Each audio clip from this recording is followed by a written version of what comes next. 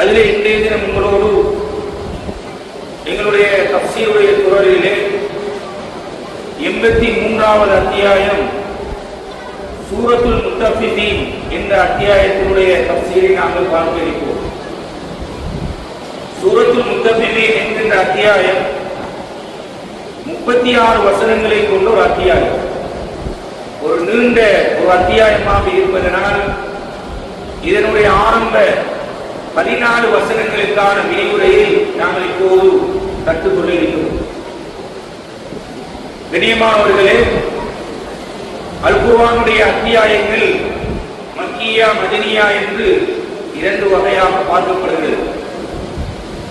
இந்த சூரத்துல் முத்தஃபிஃபீன் சில அறிஞர்கள் இதனை மதனியா என்று ரசூலுல்லாஹி ஸல்லல்லாஹு அலைஹி வஸல்லம் அவர்கள் ஹிஜ்ரத் சென்றதன் பின்னர் இறக்கப்பட்ட வசனம் என்றும், இன்னும் சில அறிஞர்கள் இல்லை, இது மக்காவிலே ரசூலுல்லாஹி ஸல்லல்லாஹு அலைஹி வஸல்லம் அவர்களுடைய இறுதி காலப்பகுதியிலே இறக்கப்பட்ட அத்தியாயம் என்றும், இன்னும் சிலர்கள் இதனுடைய ஆரம்ப பகுதி மதீனாவிலும் அதனுடைய இறுதி பகுதி மக்காவிலும் இறக்கப்பட்டது என்ற கருத்துக்களை அறிஞர்கள் தஃசீருடைய அறிஞர்கள் சொல்கிறார்கள். இதனுடைய பின்னணியாக ரசூலுல்லாஹி ஸல்லல்லாஹு அலைஹி வஸல்லம் அவர்கள் மக்காவிலே இருந்து மதீனாவுக்கு ஹிஜ்ரத் போகின்ற போது அங்கே பல்வேறுபட்ட வியாபார நடைமுறைகள் காணப்பட்டன. பொருட்களை வாங்கி விற்கின்ற பண்டமாற்று முறை மிக பிரதானமான வியாபார நடைமுறைகளாக இருந்த அந்த காலப்பகுதியில் வாங்குவதற்கு ஒரு தராசியையும் விற்பதற்கு இன்னும் ஒரு தராசி என்று மோசடி, பொய், பித்தலாட்டம் என்று பல்வேறுபட்ட அம்சங்களை ரசூலுல்லாஹி ஸல்லல்லாஹு அலைஹி வஸல்லம் அவர்கள் அந்த வியாபார நடைமுறைகளிலே அங்கே காண்கிறார்கள். இந்த சந்தர்ப்பத்தில் தான் அல்லாஹ் சுப்ஹானஹு வ தஆலா இந்த சூராவை இறக்கியதாக தஃசீருடைய அறிஞர்கள் சொல்கிறார்கள். அப்துல்லாஹ் இப்னு அப்பாஸ் ரலியல்லாஹு அன்ஹு அவர்களுடைய ஹதீஸில் இதனுடைய உள்ளடக்கத்தை நாங்கள் பார்க்கும்போது 1 தொடக்கம் 6 வசனங்கள் சமூக தொடர்பாடலிலே ஏற்படுகின்ற மனிதன் செய்கின்ற மோசடிகள், தவறுகள், பிழையான நடத்தைகள் தொடர்பாக பேசியிருப்பதை நாங்கள் பார்க்கிறோம். இந்த வசனத்தின் முதலாவது வசனம் வயலுல் லில் முத்தஃபிஃபீன், முத்தஃபிஃபீன்களுக்கு கேடுதான். வயல் என்பது அல் குர்ஆனில் அல்லாஹ் சுப்ஹானஹு வ தஆலா விரல் விட்டு எண்ணக்கூடிய இடங்களிலே பயன்படுத்தி இருக்கின்ற ஒரு சொல். 2 விதமான அர்த்தங்களை கொடுக்கக்கூடிய ஒரு சொல். வயல் என்பது மிக மோசமான, நாசமடையக்கூடிய, அல்லாஹ்வின் சாபத்துக்கு உள்ளாகக்கூடியவர் என்ற கருத்திலும், நரகத்திலே இருக்கின்ற மிக மோசமான ஒரு ஓடைக்கு இந்த சொல் பயன்படுத்தப்படும் என்ற கருத்திலும் அறிஞர்கள் சொல்கிறார்கள். அல்லாஹ் சுப்ஹானஹு வ தஆலா அல் குர்ஆனில் வயல் என்கின்ற வார்த்தையை வயலுல் லில் முஸல்லீன் சூரத்துல் மாஊனிலே பயன்படுத்தியிருக்கிறார். வயலுல் லிக்குல்லி ஹுமஸத்தில் லுமஸா சூரத்துல் ஹுமஸாவிலும் அல்லாஹ் வயல் என்ற வார்த்தையை பயன்படுத்தியிருக்கிறார். அதேபோன்று இந்த சூரத்துல் முத்தஃபிஃபீனிலும் அல்லாஹ் சுப்ஹானஹு வ தஆலா வயல் என்கின்ற வார்த்தையை பயன்படுத்தியிருக்கிறார். மிக மோசமான ஒரு வார்த்தை, பயங்கரமான ஒரு வார்த்தை இந்த வயல் என்கின்ற வார்த்தை. எதற்கு பயன்படுத்தி இருக்கிறார் என்றால் முத்தஃபிஃபீன்களுக்கு பயன்படுத்தி இருக்கிறார். யார் இந்த முத்தஃபிஃபீன்கள்? அவர்கள் அளவை நிறுவையில் குறை செய்யக்கூடியவர்கள். அளவை நிறுவையில் குறை செய்யக்கூடியவர்கள் என்பது வெறுமனே வியாபாரத்தில் கொடுக்கல் வாங்கல்களில் செய்கின்ற குறைபாடு மட்டுமல்ல, எங்களது வாழ்க்கையில் செய்கின்ற சகல அம்சங்களிலும் நாங்கள் செய்கின்ற தவறுகள், குறைபாடுகள் அனைத்தும் இந்த முத்தஃபிஃபீன் என்ற வார்த்தைக்கு உள்ளடங்கும் என்று தஃசீருடைய அறிஞர்கள் சொல்கிறார்கள். மிக விசேஷமாக அல்லாஹ் இதனுடைய தொடரிலே அல்லாஹ் சொல்கிறார், அல்லதீன இதத்தாலு அலன்னாஸ் யஸ்தௌஃபூன். அவர்கள் யார் என்றால், அளந்து வாங்குகின்ற போது பொருளை அடுத்தவர்களிலே இருந்து அளந்து வாழ்ந்து வாங்குகின்ற போது பரிபூர்ணமாக முழுமையாக அளந்து வாங்கிக் கொள்கிறார்கள். வைரா காலூகும் அவ்வளவும் யுக்ஸிரூன். ஆனால் மற்றவர்களுக்கு அளந்து கொடுக்கின்ற போது விற்கின்ற போது அவர்கள் குறைத்து நஷ்டத்தை ஏற்படுத்துகிறார்கள் என்று அல்லாஹ் சுப்ஹானஹு வ தஆலா இந்த இரண்டாவது மூன்றாவது வசனத்திலே வெளிப்படுத்துகிறார். கண்ணியமானவர்களே, இது இன்னிருக்கக்கூடிய வியாபார நடைமுறைகளில் கவனிக்கப்பட வேண்டிய முக்கியமான ஒரு அம்சம். நாங்கள் வியாபார சமூகம். இது வெறுமனே பெரும்பெரும் வியாபார நஷ்டத்தை ஏற்படுத்தக்கூடிய அடுத்தவர்களுடைய பொருளாதாரத்தை கொள்ளையடிக்கக்கூடியவர்களுக்கு சொன்ன வாசகங்கள் அல்ல. இது சதத்தில் ரூபாயில் கொள்ளையடிக்கக்கூடிய அநியாயம் செய்யக்கூடியவர்களுக்கு பயன்படுத்திய வசனங்கள் இந்த வசனங்கள். ஒரு ரூபாய் ஒரு பொருளில் ஒரு ரூபாயை அநியாயமாக எடுப்பது பற்றி சொல்லக்கூடிய வசனம். கண்ணியமானவர்களே, எனவே இது மிக பயங்கரமான ஒரு வசனம். இன்றைய காலகட்டத்தில் வியாபார நடைமுறைகளில் இஸ்லாத்திற்கு மாற்றமான நடைமுறைகளை நாங்கள் சமூகத்திலே பார்க்கிறோம்.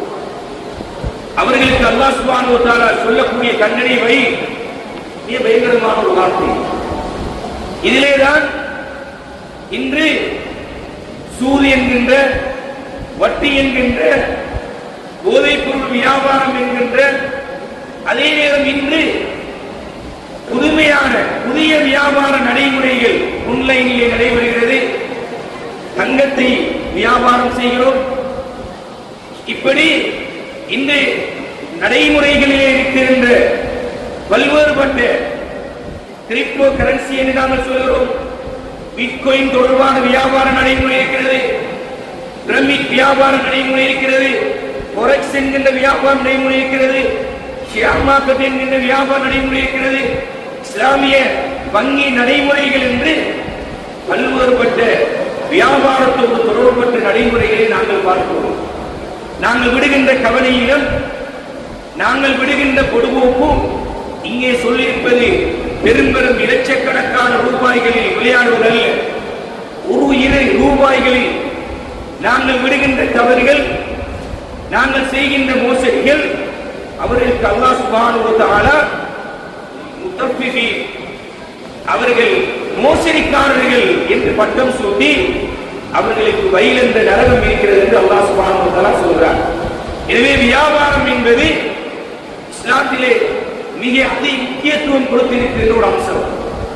ரசூலுல்லாஹி ஸல்லல்லாஹு அலைஹி வஸல்லம் சொல்கிறார்கள், அத்தாஜிரு ஸதூகுல் அமீன் மஅன் நபிய்யீன் வஸ்ஸித்தீகீன் வஷ்ஷுஹதா.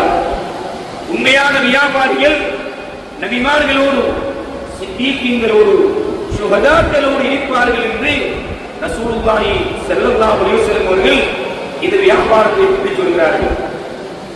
இவ்வாறான வசனத்தை அல்லாஹ் சொல்லிவிட்டு இப்படியெல்லாம் செய்கிறீர்களா, இப்படியெல்லாம் உங்களுடைய பொருளாதாரத்திலே மோசடி செய்கிறீர்களா, பொய் சொல்கிறீர்களா, பதுக்கல் வியாபாரம் செய்கிறீர்களா, முறையான இஸ்லாமிய மார்க்கத்தை படிக்காமல் வியாபாரம் செய்கிறீர்களா? அல்லாஹ் கேட்கிறான் 4வது வசனத்திலே, அலா யகுன்னு உலாயிக அன்னஹும் மபூலூன், அலா யகுன்னு உலாயிக அன்னஹும் மபூலூன்.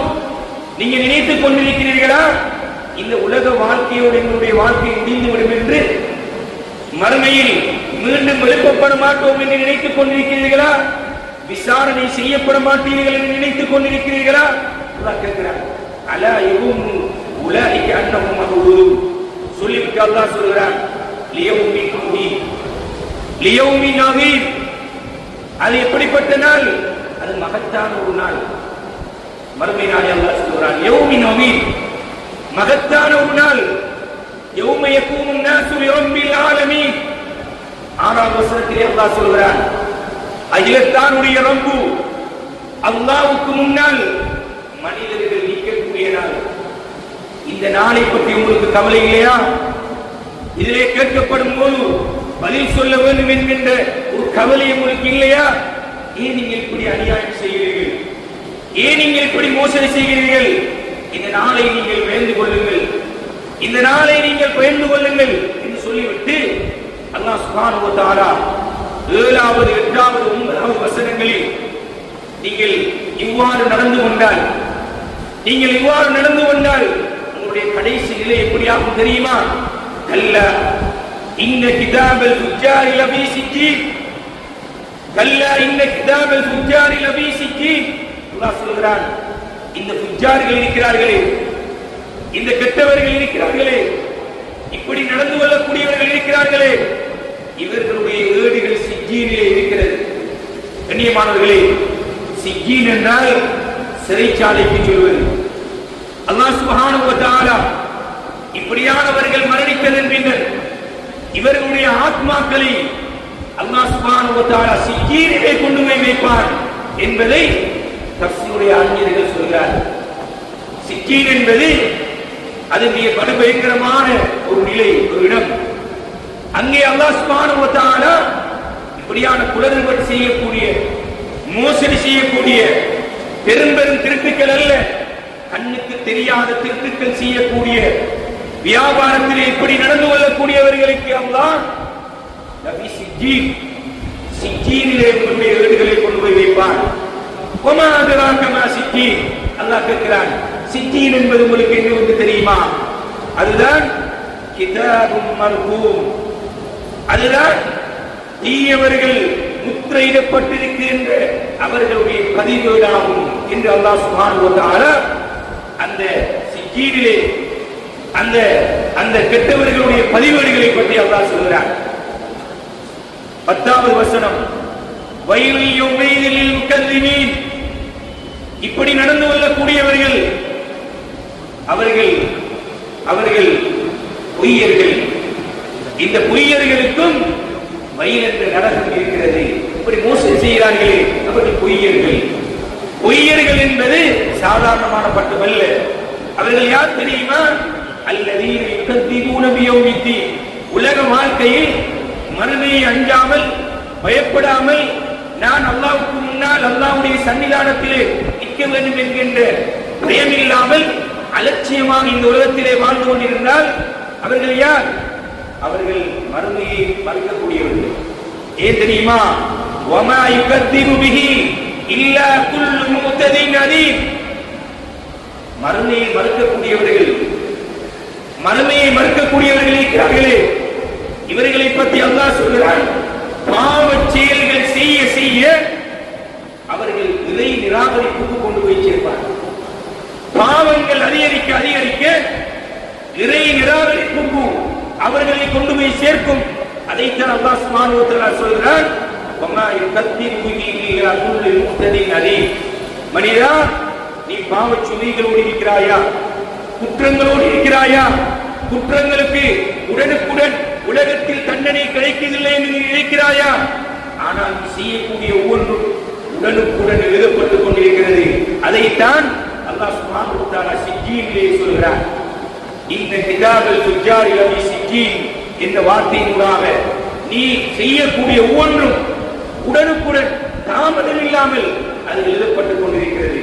இறுதியாக கண்ணியமான பெரியவர்களே, சகோதரர்களே, 13வது வசனத்திலே அல்லாஹ் சொல்கிறார், இதா துத்லா அலைஹி ஆயாத்துனா, இதா துத்லா அலைஹி ஆயாத்துனா, இப்படி உலகத்திலே கவனிப்பாரற்று வாழ்கிறார்களே, மறுமை சிந்தனை இல்லாமல் வாழ்கிறார்களே, இவர்களுக்கு எங்களுடைய வசனங்கள் ஓதி காண்பிக்கப்பட்டால், குர்ஆனுடைய வசனங்கள் மறுமை சிந்தனை ஞாபகப்படுத்தப்பட்டால் சொல்லுவார்களாம், கால அசாத்தீருல் அவ்வலீன், கால அசாத்தீருல் அவ்வலீன், இது முன்னோர்களுடைய கட்டுக்கதைகள். இன்று சமூகத்தில் குர்ஆனை பேசினால், நபிமார்களை பற்றி பேசினால், இவருக்கு என்ன மார்க்கம் தெரியும்? இவர் பழைய காலத்தில் இருக்கிறார், மூசாவுடைய ஈசாவுடைய காலத்திலே இருக்கிறார் என்று விமர்சிக்கக்கூடிய சமூகமாக நாங்கள் மாறியிருக்கிறோம்.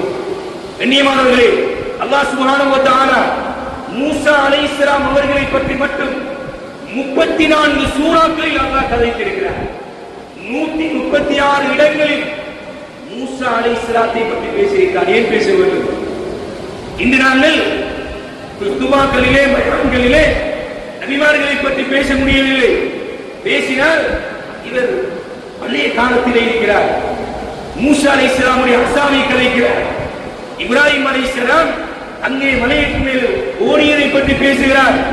கண்ணியமான பிரிவுகளை சகோதரர்களே, இந்த வரலாறுகள் 25 நபிமார்களுடைய வரலாறு அல்லாஹ் சுப்ஹானஹு வ தஆலா சொல்கிறார். இப்ராஹிம் அலைஹிஸ்ஸலாத்து வஸ்ஸலாம் அவர்களை பற்றி மட்டும் 25 சூறாக்களில் அல்லாஹ் கலைத்திருக்கிறார். 69 இடங்களிலே அல்லாஹ் சுப்ஹானஹு வ தஆலா கலைத்திருக்கிறார்.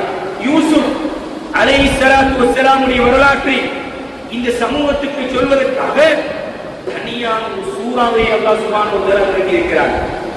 ஹூத் அலைஹிஸ்ஸலாத்துடைய பேரில், யூனுஸ் அலைஹிஸ்ஸலாத்துடைய பேரில், நூஹ் அலைஹிஸ்ஸலாத்துடைய பேரில், இப்ராஹிம் அலைஹிஸ்ஸலாத்துடைய பேரில், ரசூலுல்லாஹி ஸல்லல்லாஹு அலைஹி வஸல்லம், முஹம்மத் ஸல்லல்லாஹு அலைஹி வஸல்லம் அவர்களுடைய பேரில் என்று 6 நபிமார்களுடைய பேரில் அல்லாஹ் சுப்ஹானஹு வ தஆலா இந்த உலகத்துக்கு இந்த குர்ஆனிலே சூறாக்களை இறக்கியிருக்கிறார்.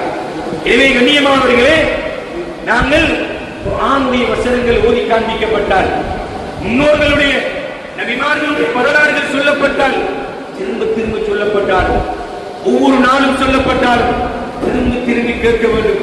ஒவ்வொரு தடவை கேட்க கேட்க கேட்க அல்லாஹ் சுப்ஹானஹு வ தஆலா ஒவ்வொரு வகையான விளக்கத்தை தருவார்.